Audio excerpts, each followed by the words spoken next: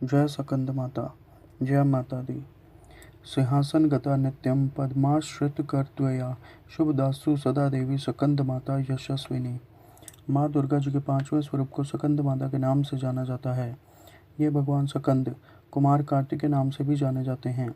ये प्रसिद्ध देवासुर संग्राम में देवताओं के सेनापति बने थे। पुराणों में इन्हें कुमार और शक्तिधर कहकर इनकी महिमा का वर्णन किया गया है। इनका वाहन मयूर है, अतः इन्हें मयूर वाहन नाम से भी अभिहित किया गया है। इन्हीं भगवान सकंद की माता होने के कारण माँ दुर्गा जी के इस पांचवें स्वरूप को सकंद माता के नाम से जाना जाता है। इनकी उपासना नवरात्रि पूजा के पांचवें दिन की जाती है। इस दिन साधक का मन विशुद्ध चक्र में अवस्थित होता है। इनके विग्रह में भगवान सकंद जी बाल रूप में इनकी गोद में बैठे होते हैं। सकंद मातृ स्वरूपिणी देवी की चार भुजाएं हैं।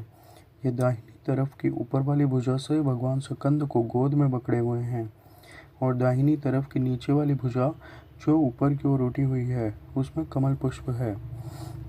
बाईं तरफ की ऊपर वाली भुजा वर मुद्रा में तथा नीचे वाली भुजा जो ऊपर की ओर उठी है उसमें भी कमल पुष्प ली हुई हैं।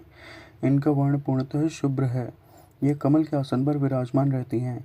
इसी कारण से इन्हें पद्मासना देवी भी कहा जाता है। सिंह भी इनका वाहन है। नवरात्र पूजन के पांचवें दिन का शास्त्रों में पुष्कल महत्व बताया गया है। इस चक्र में अवस्थित मन वाले साधक की समस्त बाह्य क्रियाओं एवं चित्त वृत्तियों का लोप हो जाता है। वह विशुद्ध चैतन्य स्वरूप की ओर अग्रसर हो रहा होता है। उसका मन समस्त लौकिक सांसारिक मायिक बंधनों से विमुक्त होकर पद्मासना माँ सकंद माता के स्वरूप में पूर्णतः तल्लीन होता है।